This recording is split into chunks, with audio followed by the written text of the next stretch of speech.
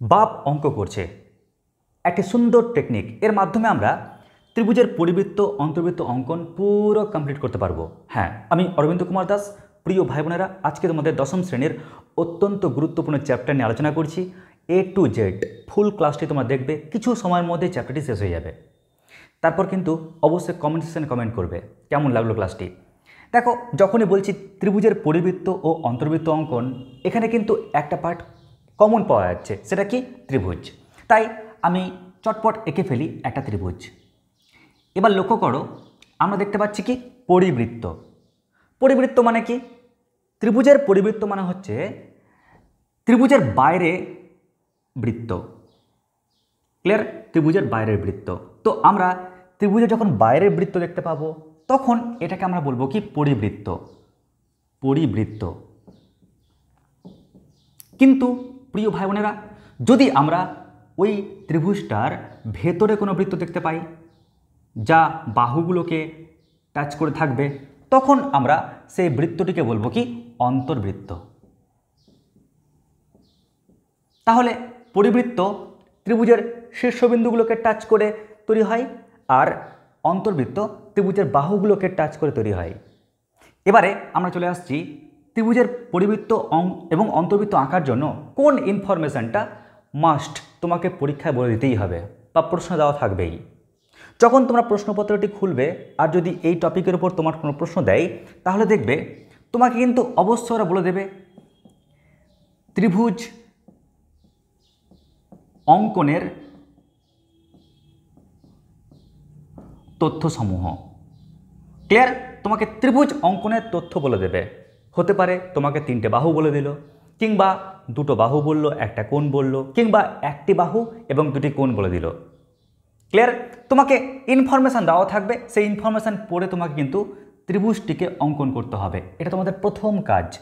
এই কাজটা আমি এখন শেখাবো না, কারণ নিচু ক্লাসে তোমরা ত্রিভুজ অঙ্কনটা করে এসো তাই, কিন্তু আমাদের ওটা লাগবেই। নেক্সট কাজ কি? নেক্সট কাজ হচ্ছে কয়েকটা বেসিক কাজ যা তোমরা অলরেডি জানো, কিন্তু তবুও আমি মনে করার জন্য এখানে আমি একবার বলে দিচ্ছি। কি কাজ? নাম্বার 1 হচ্ছে, এই একটা ধরে নাও সরলরেখাংশ। এই সরলরেখাংশের লম্ব সমদ্বিখণ্ডক আঁকতে চাই। কেমন করে আঁকবে? তো আমরা করি কি, অর্ধেকের থেকে একটু বেশি নিয়ে কাটা কম্পাসে, কিন্তু অর্ধেকের থেকে বেশি নিয়ে আমরা উপরে কাটি, আবার নিচে কাটি, তাই না? সেম একই পরিমাপ নিয়ে উপরে কাটবো, আবার নিচেও কাটবো। তারপর আমরা যদি ওই পয়েন্ট দুটোকে জয়েন করিয়ে দিই, তাহলে আমরা পেয়ে যাই কি লম্ব সমদ্বিখণ্ডক। যেহেতু হাতে আঁকছি, ফলে তোমাদের দেখবে ছবির রেসপেক্টে চোখ মিলবে না ঠিকঠাক, বাট আঁকার যে কৌশল, সেই কৌশলটি বলে দিলাম। যদি কেউ মনে করো স্যার কোণের অন্তর সমদ্বিখণ্ডক কীরকম, ধরো এটা হচ্ছে একটা কোণ, কেমন এই কোণের অন্তর সমদ্বিখণ্ডক কেমন করে আঁকবে, কোন টেকনিকে আঁকবে? তার কৌশল হচ্ছে, প্রথমে তোমরা কাঁটা কম্পাসের কাঁটা নিয়ে তোমরা করবে কি, একদম এই অবধি কেটে দাও। মাপ কিন্তু পরিবর্তন করবে না, মাপটাকে ঠিকঠাক রেখেই এখানে কাঁটা বসিয়ে এখানে কাটো, এখানে কাঁটা বসিয়ে এখানে কাটো, সেম মাপ নিয়ে, কিন্তু মাপ পরিবর্তন করবে না। তারপর যেখানে ছেদ করলো এই বিন্দু আর এই বিন্দুকে জয়েন করাও, তাহলে পেয়ে গেলে কোণের অন্তর সমদ্বিখণ্ডক।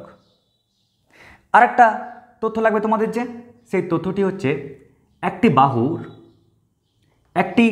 বাহুর বা বলতে পারো একটি সরলরেখাংশের ওপর কোনো একটা বিন্দু রয়েছে, ওই বিন্দু থেকে ওই রেখাংশের ওপর লম্ব কী করে টানবে। এটা ছিল লম্ব সমদ্বিখণ্ডক। ক্লিয়ার? আর এটা শুধুমাত্র লম্ব সমদ্বিখণ্ডক হলে তো এই বরাবর থাকছে, কিন্তু আমার ওই পয়েন্টে লম্বটা দরকার। কেমন করে আঁকবে? তার কৌশল হচ্ছে, তোমরা প্রথমে কাঁটা কম্পাসের রুল কম্পাসের যে কাঁটা, এখানে রেখে প্রথমে একটা বৃত্তচাপ আঁকো। বৃত্তচাপ আঁকার পর সেই মাপটিকে পরিবর্তন না করে এখানে কাঁটা বসিয়ে এখানে কাটো, এখানে কাঁটা বসিয়ে এখানে কাটো। ক্লিয়ার? কাটার পর যদি তুমি ওই পয়েন্ট আর এই পয়েন্টকে যুক্ত করাও, তাহলে পেয়ে যাচ্ছ কি, তাহলে পেয়ে যাচ্ছ এই রেখাংশের উপর কোনো একটা বিন্দু থেকে অঙ্কিত লম্ব। আশা করছি তোমরা এই 3টে স্টেপ বুঝতে পেরেছ, আমাদের কাজে লাগবে তাই বলে দিলাম। এবার চলে আসছি ত্রিভুজের পরিবৃত্ত অন্তর্বৃত্ত আঁকার কৌশল। দেখো, এক্ষেত্রে আমাদের যে টেকনিকটা কাজে লাগবে, সেই টেকনিকটা হচ্ছে কি, বাপ অঙ্ক করছে। এখানে এখানে মাথা রাখবে বাপ, বয়াকার প, বাপ, তাই তো। তো প মানে হচ্ছে পরিবৃত্ত। পরিবৃত্ত আঁকার জন্য দরকার বাহুর লম্ব সমদ্বিখণ্ডক, বাহুর লম্ব সমদ্বিখণ্ডক। আর মাথা রাখবে অন্তর্বৃত্ত আঁকার জন্য প্রয়োজন কি অঙ্ক। ক্লিয়ার? অঙ্ক। দেখো অঙ্ক থেকে কি পাচ্ছি আমরা, অ মানে কি, অ মানে হচ্ছে অন্তর্বৃত্ত। অন্তর্বৃত্ত আঁকার জন্য দরকার ক, ক মানে কি কোণের অন্তঃসমদ্বিখণ্ডক।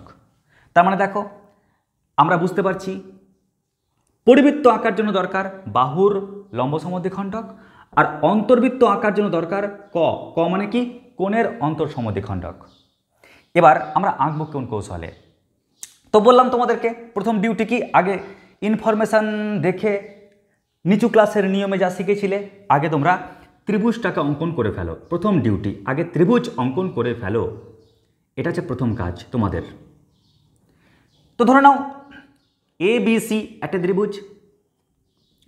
এবার তুমি তোমার ইচ্ছা মতো যে কোনো দুটো বাহুর লম্ব সমদ্বিখণ্ডক অঙ্কন করো, বাহুর লম্ব সমদ্বিখণ্ডক যে কোনো দুটো বাহু। ক্লিয়ার? কেউ এ বাহু নিতে পারো, কেউ এ বাহু নিতে পারো, কেউ এ বাহু নিতে পারো, তোমার ইচ্ছে। চলো আমি এই বাহুটা আর এই বাহুটা নিচ্ছি। তো যদি এই বাহুটা নিই, ওর লম্ব সমদ্বিখণ্ডক আঁকার টেকনিকটা কি, অর্ধেকের থেকে বেশি নিয়ে আমরা উপরে কাটবো, আমরা নিচে কাটবো, সেম পরিমাপ নিয়েই উপরে কাটবো নিচে কাটবো। ক্লিয়ার? কাটার পর যদি আমরা জয়েন করি ওই দুটো ছেদবিন্দু, তাহলে পেয়ে গেলাম কি এই বিসি বাহুর লম্ব সমদ্বিখণ্ডক। ঠিক একই রকমভাবে আমরা আরেকটা বাহুর লম্ব সমদ্বিখণ্ডক আঁকি, অর্থাৎ এবি বাহু যদি আঁকতে চাই বা এসি বাহুর, তোমার ইচ্ছা। চলো আমি এবিটাই আঁকি। তো এবি বাহুর অর্ধেকের বেশি অংশ নিয়ে আমি উপরে বৃত্তচাপ আঁকলাম, নিচে বৃত্তচাপ আঁকলাম, মানে এই সাইডে। আবার সেম মাপ নিয়েই এখানে বৃত্তচাপ আঁকলাম, এখানে বৃত্তচাপ আঁকলাম। তারপর আমরা যদি পয়েন্টটাকে জয়েন করিয়ে দিই, তাহলে দেখো আমরা পেয়ে গেলাম কি এই এবি বাহুর লম্ব সমদ্বিখণ্ডক। আবার বলছি, যেহেতু আমি হাতে আঁকছি তো, আর খুব কাছাকাছি থেকে আঁকছি, ফলে তোমাদের চোখের রেসপেক্টে মনে হবে স্যার সেটা তো হলো না, বাট প্রসেসটা এটাই। এবার যখন দেখলে যে এই লম্ব সমদ্বিখণ্ডক আর এই বাহুর লম্ব সমদ্বিখণ্ডক পরস্পরকে ছেদ করেছে, আমি তার নাম দিচ্ছি কি, তার নাম দিচ্ছি ও। ক্লিয়ার? তার নাম দিলাম কি ও। এবার তোমার ডিউটি কি, তোমার ডিউটি হচ্ছে ওই ও পয়েন্ট থেকে যে কোনো একটা শীর্ষবিন্দুকে জয়েন করাও। ক্লিয়ার? যে কোনো একটা শীর্ষবিন্দু। তো আমি তোমাদের এটাই বলবো যে শীর্ষবিন্দুতে যাওয়ার সময় কোনো ভেজাল থাকবে না। যেমন দেখো এখানে যাব, ও একটা ভেজাল তৈরি করেছে, এখানে যাব তো ও একটা ভেজাল তৈরি করেছে। তো এই শীর্ষবিন্দু আসার সময় কোনো ভেজাল নেই, রাস্তা পুরো ক্লিয়ার। ওই কারণে তোমরা করবে কি, তোমরা এই শীর্ষবিন্দু থেকে ওই পয়েন্টটাকে জয়েন করে দাও। কেমন? জয়েন করে দিলাম। মাথায় রাখবে আমি যেটা জয়েন করালাম না, আসলে সেটা হচ্ছে ব্যাসার্ধ। কেমন? আর এটা হচ্ছে কেন্দ্র। আমি যে বৃত্ত আঁকবো, তো বৃত্ত আঁকার জন্য কি দরকার, একটা বিন্দু দরকার, কেন্দ্র দরকার, একটা ব্যাসার্ধ দরকার। তো আমি করলাম কি, কাঁটা কম্পাসের, রুল কম্পাসের কাঁটা আমি রাখবো ও বিন্দুতে, আর রুলটাকে রাখবো বি বিন্দুতে। তারপর সুন্দর করে যদি আমি ঘোরাই, তাহলে দেখবে আরামসে আমি একটা সুন্দর বৃত্ত পেয়ে যাচ্ছি। ক্লিয়ার? আর এটাকে আমরা বলছি কি পরিবৃত্ত, মানে পরিবৃত্ত আকার, এটাই হচ্ছে কৌশল। এবার যদি বলি স্যার অন্তর্বৃত্ত কী করে আঁকবেন, তো দেখো না আমি তো বলে দিয়েছি অন্তর্বৃত্ত আঁকার টেকনিক হচ্ছে অ মানে অন্তর্বৃত্ত, ক মানে কোণের অন্তঃসমদ্বিখণ্ডক। তো করব কি, আমাদের প্রথম কাজ ওই যে আগের ইনফরমেশান পড়ে আমরা পাটাপাট একদম ত্রিভুজটাকে এঁকে নেব। আগে ত্রিভুজ অঙ্কনটা আমাদের প্রথম কাজ। ধরে নিচ্ছি যে এ বি সি একটা ত্রিভুজ। ক্লিয়ার? এবারে আমাদের সেকেন্ড কাজ কি, এবার অন্তর্বৃত্ত আঁকার জন্য যেহেতু কোণের অন্তঃসমদ্বিখণ্ডক দরকার, তাই আমরা এক কাজ করি, কোণের অন্তঃসমদ্বিখণ্ডক আঁকার কৌশল জানি, তা আমি যে কোনো তিনটে কোণের মধ্যে দুটো কোণ চুজ করি। চলো এই কোণ আর এই কোণ চুজ করি। আমাদের কাজ কি, প্রথমে আমরা এখানে রুল কম্পাসের কাঁটা বসিয়ে এখানে বৃত্তচাপ আঁকলাম, মাপটাকে পরিবর্তন না করেই এখানে কাঁটা বসিয়ে এখানে বৃত্তচাপ, এখানে কাঁটা বসিয়ে এখানে বৃত্তচাপ আঁকলাম। আঁকলেই এই দুটো পয়েন্টকে যুক্ত করলেই ব্যাস আমরা একটা কিন্তু কোণের অন্তঃসমদ্বিখণ্ডক এঁকে ফেললাম। ঠিক একই রকমভাবে সেম একই মেথডে আমরা এখানে রুল কম্পাসে কাঁটা বসিয়ে একটা বৃত্তচাপ আঁকলাম, ওই মাপটা নিয়েই এখানে কাটা বসিয়ে এখানে বৃত্তচাপ আঁকলাম, এখানে কাটা বসিয়ে এখানে বৃত্তচাপ আঁকলাম। আঁকার পর যদি আমরা ওই পয়েন্টটাকে জয়েন করাই, দেখবে ওই কোণের আমরা কিন্তু অন্তর সমদ্বিখণ্ড পেয়ে গেলাম, যা দুটো পরস্পরকে ধরে নাও ও পয়েন্টে ছেদ করেছে। আশা করছি এ অবধি ওকে। এবার পরের ডিউটি কি? পরের ডিউটি হচ্ছে আমরা এই পয়েন্ট থেকে না এই বাহুটার উপর এই যে দেখতে পাচ্ছ রেখাংশ, তার উপর লম্ব টানবো। তো লম্ব টানার কৌশল তো জানোই। কি করব? এই পয়েন্ট থেকে এই রেখাংশের উপর প্রথমে একটা বৃত্তচাপ আঁকলাম, মাপটাকে পরিবর্তন না করেই এখানে কাটা বসিয়ে আর একটা চাপ আঁকলাম, এখানে কাটা বসিয়ে আর একটা চাপ আঁকলাম। আঁকলেই দেখো অটোমেটিক্যালি আমরা কিন্তু একটা লম্ব পেয়ে গেলাম। ক্লিয়ার? তো আমি এই পয়েন্টের নাম ধরো দিচ্ছি ডি।